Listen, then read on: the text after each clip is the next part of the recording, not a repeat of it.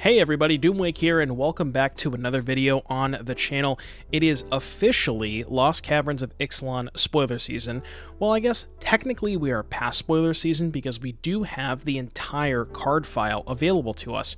And I spent a good couple of days going through the entire file and kind of picking out the cards that I think will be standouts for specifically Pioneer.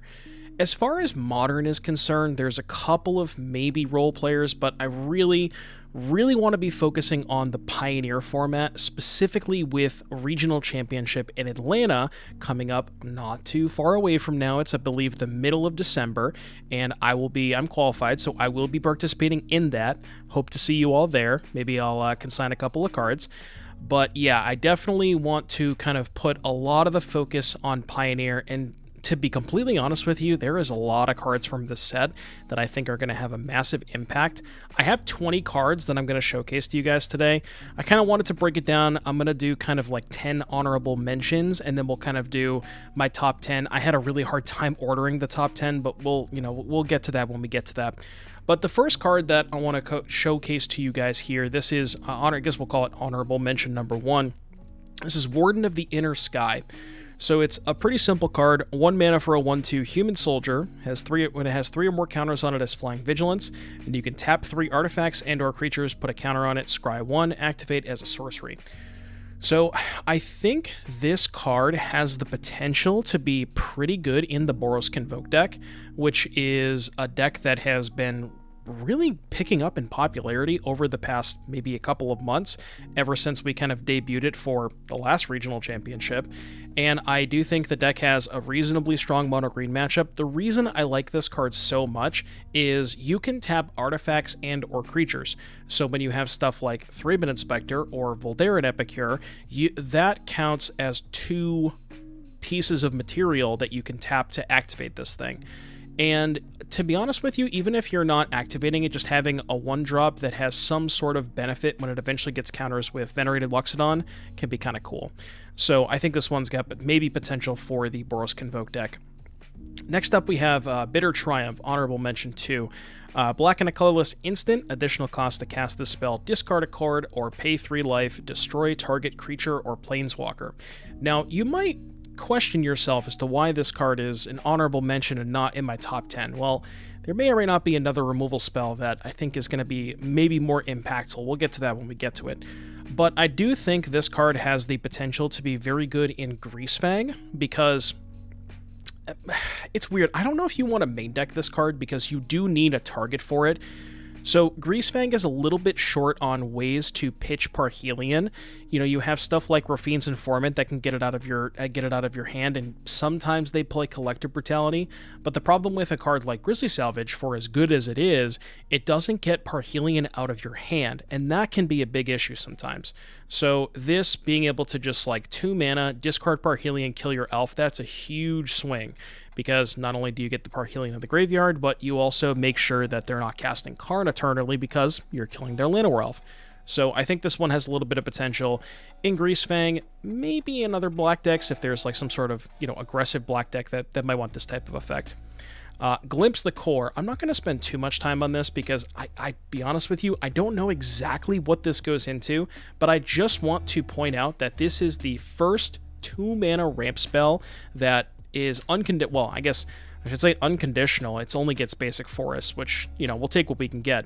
But it's the first 2 mana ramp spell that doesn't have any additional like casting cost. There's a couple of them. There was one that you had to reveal a dinosaur, and there was one that you had to, I think, control a waste or something like that. But yeah, this one is just 2 mana search for a forest, put it into play. I don't know what that enables, but just wanted to point out that it's available to us now. Spyglass Siren. This is kind of another one that I'm not exactly sure what it enables. This is a card that I kind of went over on my initial spoiler video that was out a couple of weeks ago. But yeah, 1 mana for a 1/1 flyer, ETB, make a map token.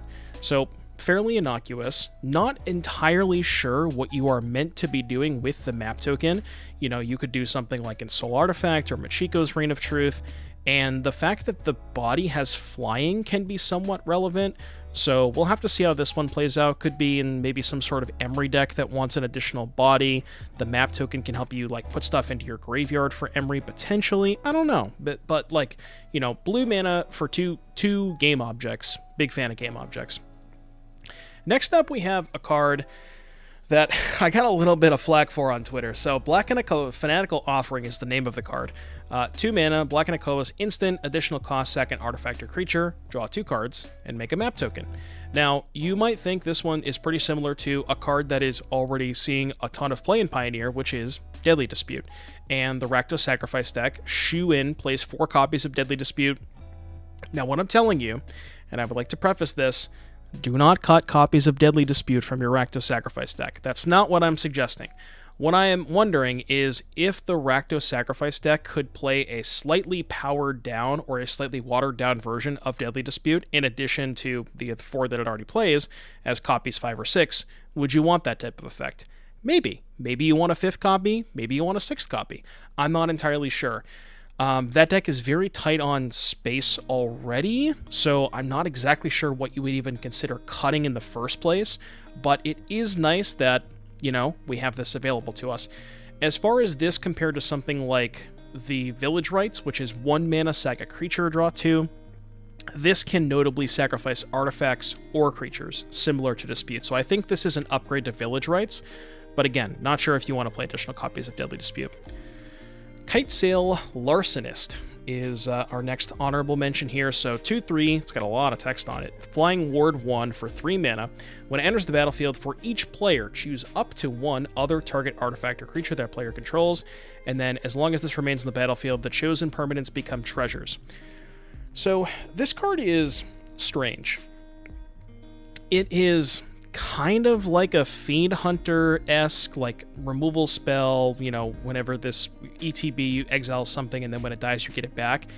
But it's also like a pseudo-ramp spell, because it's, you know, you can choose it for each player. So, like, let's say you have kind of this random game object, like a map token, for example, and your opponent has a powerful permanent. You can go play Kitesail Larcenist, get both of them, you're ramping yourself, you're kind of upgrading your map token or whatever other game object you had into this treasure that can curve into a bigger spell next turn, while also still removing your opponent's permanent. And the really nice thing about this, it has 3 toughness, and that is kind of the magic number in Pioneer, because one of the most commonly played removal spells is Bonecrusher Giant. You know, the Rakdos midrange deck plays 4 copies of that card. So I like that this dodges Bonecrusher. It has Ward 1, so even if they have a Fatal Push or something, they're getting a little taxed on it. And it's just flexible. Like, it could be a removal spell or a ramp spell or both. And I like the flexibility of this card. So we'll have to see. You know, again, not exactly sure where it goes, but it's just, it's a lot of flexibility, which I like. Yes, Deeproot Pilgrimage. A lot of people have, you know, there's some Splinter Twin conversations that people have been having with this card. I don't know if I buy it, but 2 mana enchantment, whenever 1 or more non-token merfolk you control become tapped, you get a 1/1. So at a baseline, in just kind of your, you know, typical merfolk creature strategy, every time you attack with a merfolk, you get a 1/1. But if we dig a little bit deeper, you can actually infinite combo this. There is a card called Kior's Follower, which is, I believe, from, Born of the Gods? I think it was Born of the Gods. And green-blue for a 2/2 that you can tap or untap another target permanent. So if you have 2 of them with Deeproot Pilgrimage, you do the Yoinky Sploinky where you tap it, you untap the other one, you tap it, you untap it, and you basically make infinite 1/1s. Is that a good cohesive strategy? I don't know. Maybe that's a finisher, like there's some sort of combo deck that's based around those 2 cards. Maybe they have other merfolk, maybe they have other combo cards. I'm not exactly sure where that goes, but it is something that is available, and if your deck already wanted Kior's Follower, maybe you want a couple copies of this card. Next one we have Hulking Raptor. This is a really hard card to evaluate. Don't worry, we're still in the honorable mentions. We haven't quite gotten to the top 10, and I'm going to try to speed it up a little bit. So this is 4 mana for a 5/3 with Ward 2. At your pre-combat main phase, add double green. So, I was wondering if this card could potentially be good in Mono Green Devotion, because it curves relatively nicely into Storm. Storm the Festival, that is, without needing anything else. You don't need any elves or Kioras. It's just by itself. You untap with it, and then you add 2 and you play Storm. So maybe, I think that's probably the only application for this. We'll have to see where that goes, but keep an eye out for it. Inti, Seneschal, I'm sure I butchered that name, of the Sun. 2 mana for a 2/2. Whenever you attack, you discard a card. When you do, put a counter on something, it gains trample. And then when you discard a card, you exile the top card, you may play that card. Now, as we talked about earlier, Bonecrusher Giant is the most played removal spell in Pioneer for the most part. Maybe Fatal Push is slightly ahead of it. And this card does unfortunately not pass the Bonecrusher test. But what's really cool about this is the very first 3 words, I should say, whenever you attack. So if you play a 1-drop and you curve that 1-drop into Inti, you don't have to attack with Inti. You can just discard a card. When you do, put a counter on something, and it gains trample. So you can just immediately put a counter on your 1-drop. So even if they then kill the Inti, you at least got something out of it. And then if you get to untap with it, you can discard to play some spells. It works very well in the Pia deck because that deck wants to exile cards and play spell from exile. So maybe, but I'm a little skeptical of this one due to the Bonecrusher issue. Kellen, Daring Traveler. This is, I believe, the last one of our honorable mentions, and then we will get into the top 10. Don't really pay attention to the sorcery side of this. The reason I think this card good is it is a 2-mana 2/3. Whenever it attacks, you reveal the top card of your library. If it's a creature with mana value 3 or less, put it into your hand. Otherwise, you put it into your graveyard. Very notably, this is a 2-mana 2/3, which, as we talked about earlier, dodges Bonecrusher Giant, and it's a human, which is very potent with maybe some other printing in the new set. So 2 mana, 2/3, so it dodges Bonecrusher. It can draw you cards. If there is a humans deck, I think this might have place in the 2-drop slot. It is legendary, so you're not going to want to play a ton of copies, but, as maybe even a sideboard card against Rakdos deck, just having a 2-drop that draws you cards and doesn't die to Bonecrusher, pretty good against Rakdos. All right, let's get into our top 10. The first one that I want to showcase to you guys, the Ancient One, excuse me, not just Ancient One, the actual Ancient One. Very weird card. So blue-black for an 8/8. You heard that right. 2 mana for an 8/8. But the downside is it can't attack or block unless there are 8 or more permanent cards in your graveyard. Don't worry, we're not going to be attacking with it. And then it has an activated ability that costs 4 mana that's probably mostly irrelevant. The one reason that I think this card is potentially really good in Pioneer is specifically with Fight Rigging, which is a card that I have spent countless hours and play points and all these leagues trying to make work, and we finally have a 2-mana creature that triggers Fight Rigging by itself with no other help, which is awesome. You just have the natural curve of play this on turn 2, play Fight Rigging on turn 3, there you go, you've assembled Splinter Twin. Now, is that a deck by itself? No, you need some other support. You would want to play some other stuff that's good with Fight Rigging. You would probably want to play other cards that make the Ancient One good, something like Ob Nixilis, the Adversary, which is an extremely powerful curve with this card. If you play Ancient One on turn 2, and then you play Ob Nixilis on turn 3, you can immediately ultimate the Ob Nixilis. So that's something as well that you want to keep in mind. But yeah, I will definitely be lighting more play points on fire, as if I haven't already lit enough on fire. So that'll be number 10 here. Number 9. This is a card that I have not seen a lot of people talk about, and I'm going to be honest with you, I think this card is kind of busted. So 2 mana for a 3-power vehicle, 3/4 to be precise, and whenever it attacks, target creature that crewed it this turn explores, and its crew cost is only 1. So you don't really need a lot to kind of hop into this ship, and the fact that you can get some sort of card selection, it's not quite draw a card, it's not even quite looting, but exploring is still decent, especially for what you're paying for it, and the body is incredible. It's a 3/4, so it dodges a lot of red base removal. Its crew cost is extremely low, and I again, one of those cards that I'm not entirely sure what it goes into. Maybe it spawns a new archetype of some sort of blue aggressive deck, but this card is just a lot of stats and a lot of looking at extra cards for the amount of mana that you're paying for it, so big fan of that one. Number 7, I believe, this is going to be number 8, excuse me. Dusk Rose Reliquary. I'm getting ahead of myself. 1 mana artifact. As an additional cost to cast the spell, sack an artifact or creature, and then it's like a removal spell that has board 2. So I've heard people talk about this in the context of mono green, or specifically with Karn the Great Creator in general. Now, your mono green deck doesn't typically have white sources, but people in the past have tried splashing for white sideboard cards, specifically Portable Hole and Glass Casket. And this is a pretty significant upgrade to Portable Hole because it exiles, there's no mana cost restriction on it as opposed to Portable Hole. And it's kind of cool because in mono green specifically, you can even kind of get a boost of mana where you sacrifice your Old Growth Troll and then get it back to put it on a land. Or even better yet, you can sacrifice your Cavalier of Thorns to put your Karn back on top if you have something milled over. So there's some really cool stuff that you can do with Reliquary.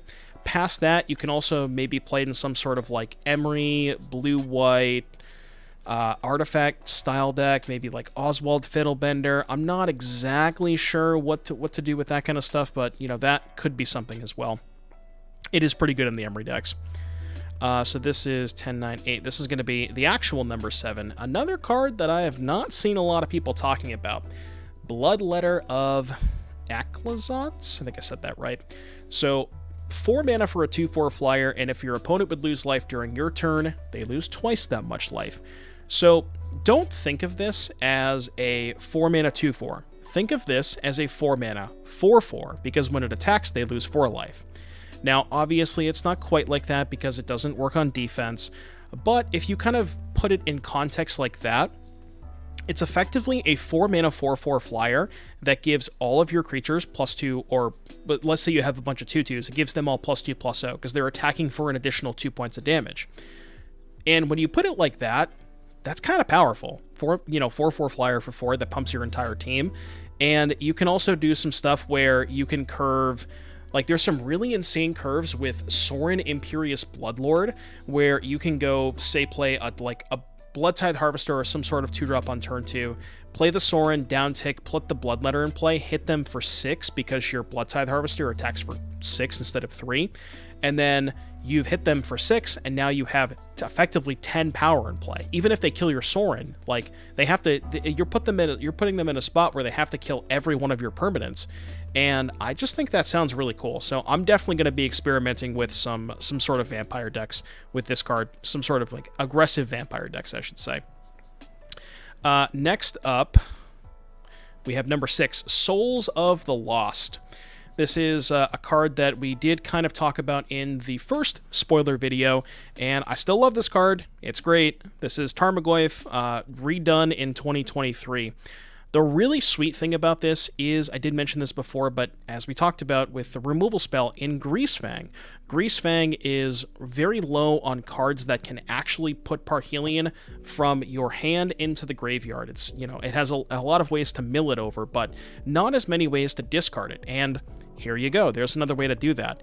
And it also kind of attacks your opponent from not necessarily a different angle, because it still utilizes the graveyard. If they have something like a Rest in Peace or a Leyline of the Void, this card also gets got by that. But what it does is offer you additional threats to where if they're killing your Greasefang, then you still have this giant thing in play. It could be a 6/7, could be a 7/8, and it allows you to kind of keep the pressure going even when your plan A is being disrupted, which is why I like it. Next, we have number 5, Sentinel of the Nameless City. I am in love with this card. So 3 mana for a 3/4 Vigilance, and then when it enters the battlefield or attacks, make a map token. Now, imagine this scenario for a second. Now, obviously, if your Llanowar Elf survives, you have plenty of busted 3-drops to cast on turn 2 for the most part. But just playing this thing on turn 2, you get to make a map token, and what I really like about it in the Llanowar Elf decks, typically in kind of these like Gruul or other sort of aggressive elf decks, they don't really have a lot of ways to... So in Standard before, the elf decks had stuff like swords, Sword of Feast and Famine, Sword of War and Peace. They had ways to kind of turn these elves into threats later in the game, and we don't really have that in the current iteration or current crop of Gruul decks in Pioneer. And what this offers you is a way to get a ton of map tokens early, because even if they kill it, you still get the map token.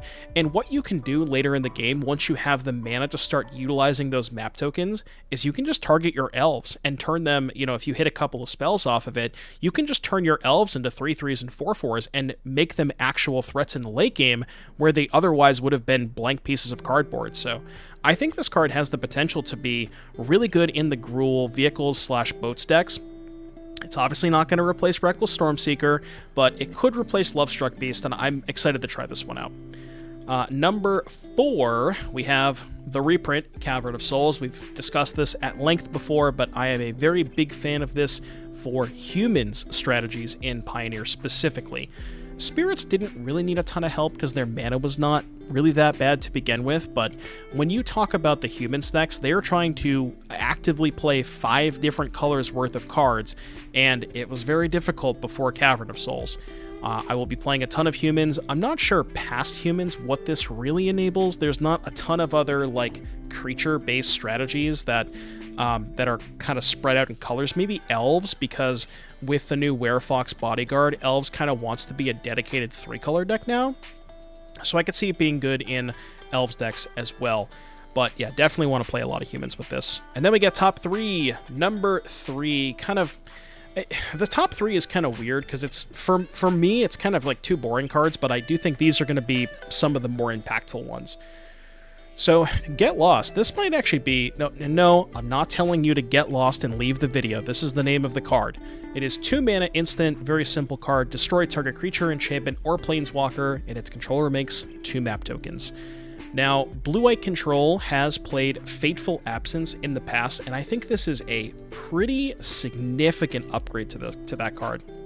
So not only does it destroy an additional completely new card type worth of cards and enchantments, whereas Fateful Absence was only creature or planeswalker, I also am fairly confident that giving your opponent 2 map tokens is on average going to be worse than a clue. And the reason for that is when you're playing a blue-white control deck, you have a lot of sweepers, right? You have Doomscars and Farewells and Supreme Verdicts and all this stuff. And there's a realistic chance that you can just kill all of their creatures before they even have an opportunity to use the map tokens. Whereas with the clue, you can just sacrifice it immediately without any sort of additional creature in play. And again, that this going after enchantments is massive because it kills Fires of Invention, Enigmatic Incarnation, Leyline Binding.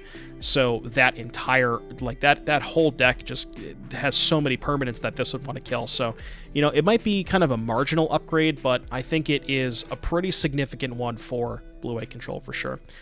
And number 2, look at that, another removal spell. This one, Molten Collapse. This is, a lot of people have been talking about this one in Modern, which maybe that's the case, but does it really increase Scam's win rate or consistency by that much? Is it going to be good in Scam? Probably, but is it making a marginal difference? Is it making an impactful enough difference?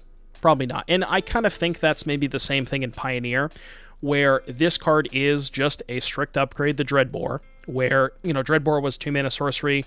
You only got the first line of text from Dreadbore, but this one, not only can you do both, which it's not the easiest to descend in the Rakdos midrange deck. You kind of need a couple of specific things, either Fable discarding a permanent, or Bloodtithe Harvester Blood discarding a permanent, or sacrificing the Bloodtithe Harvester itself.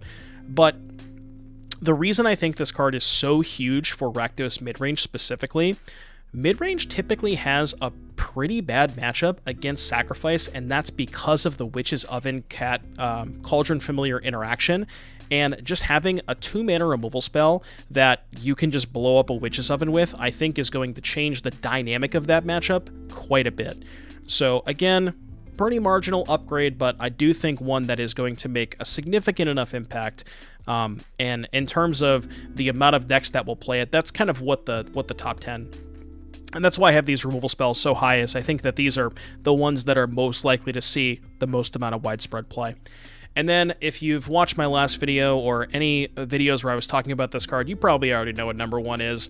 Bartolome del Presidio. I cannot believe that they have given us a 2 mana sacrifice outlet that is not conditional, does not require additional mana to use, and you can sacrifice artifacts or creatures. I cannot begin to express to you how amazing this card is, and I am going to spend so much time on so many different archetypes. You can pair it with Hardened Scales, you can pair it with Agatha's Soul Cauldron, you can pair it with the Black-White Humans decks that we played in the past, you can pair it with Rally the Ancestors, you can pair it with... There's just an endless number of things that you can do with this card, and I am so unbelievably excited to get my hands on this card digitally, and maybe in paper too. I probably am going to buy a couple of these. But yeah, just easily my favorite card in the set. I could, list the amount of things that there is to do with this card, but that's probably an entire video in and of itself. So yeah, that's kind of 20 cards that I think are going to make a huge impact. We are, about 25 minutes in, so I think I will call it there. But be sure to let me know what cards you are excited for, Pioneer or Modern. And with that, I will see you guys in the next one. Peace out.